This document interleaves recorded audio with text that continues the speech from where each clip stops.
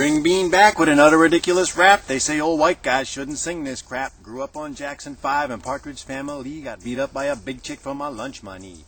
Got my first record off the back of a cereal box. Rode my Sears Butterfly bike to school till they cut the locks. Took 2 hours to walk home the whole way kicking rocks. It had a 5-speed stick shift and a backrest with a pillow all laid back nice and mellow.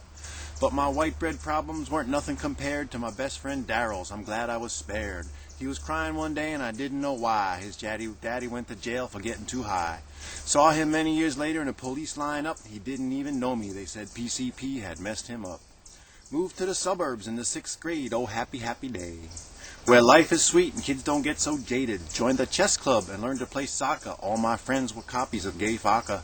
Had the hots for my sister's babysitter. Every day after school I tried hard to get with her. She said there's no way she could help me, so instead she gave me a Led Zeppelin LP. What? It didn't make a whole lot of sense at first, then the guitars hit my brain like a 4-on-the-floor hearse.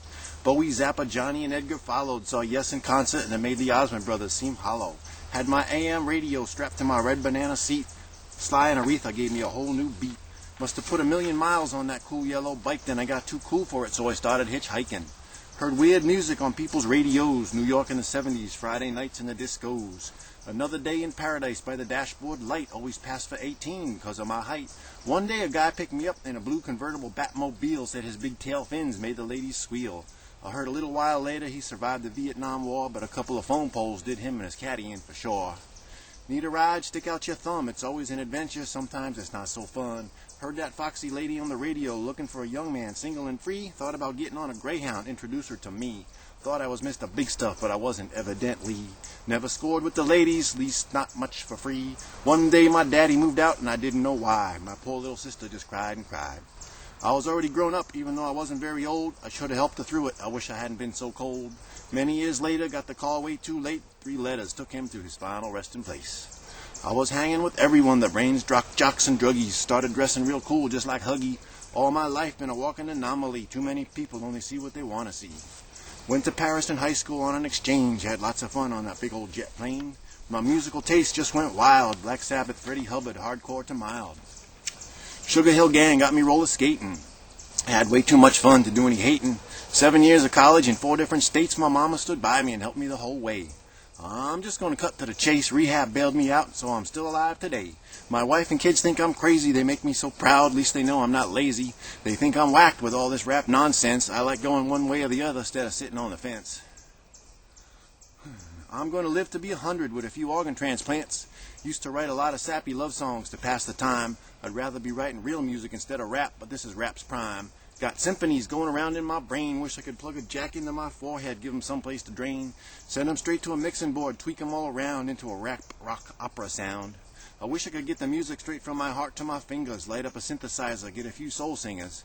There's only a few people in the world that can lay it down like that. You gotta be born with special powers like the Cat in the Hat. Or maybe you just gotta be blind like a bat, 'cause Stevie and Ray know where it's at. So much music from the past, so much more to come. Guess the best I can do is just turn up the radio and hum. Except me and my hand-me-down neon got no radio, so I'll keep singing to myself till I get a new stereo and keep people laughing with my wannabe flow. If I sound like a wigger, that's just how it comes out. The places I was raised cause that, no doubt. I'm just a blue-collar worker with white-collar background. I'd rather work my muscles hard than flex my brain around. Save my reason and logic skills for family matters that matter most. Put in my 12-hour day and then just coast. Sometimes get tired of living, check the check, start to get ahead, something jump up and bite me. Don't know why the system always trying to fight me. Music is still my main love, all styles and samples like a gift from above. If it feels good to sing it, you don't need no cred. Musta got lost, still ringing in my head. Street corner serenade, I guess they'll never fade. Zach got it right when he rages against the machine. Snoop and Dre hung tight when the Chronic hit the scene. I'm glad Rancid pushed grunge out of the way, and the Seattle scene saw the dawn of a new day. Used to hate country, it was so lame, but the girls in them videos put the rock and rap songs to shame. A3 had the coolest mix to come along. It's hard not to dance with the brass in a jumping ska song. No woman, no cry, always echo in the sky. Got them working man blues till the day I die. Christina's voice shakes the walls when she lets loose. I still love Mariah when she wiggles that caboose. Blue October got a whole new vibe. The Reverend Al Green spinning the true and tried. A good old Stone song goes right to my soul. Why don't we do it in the road at the Hollywood Bowl? Too much music in this world for just one lifetime, so I guess I'll chill with my silly little rhymes. And let the masters speak for themselves and fill the airwaves for all times. You know what? There's not enough reality on the TV set. All 1,000 channels don't have reality shows yet.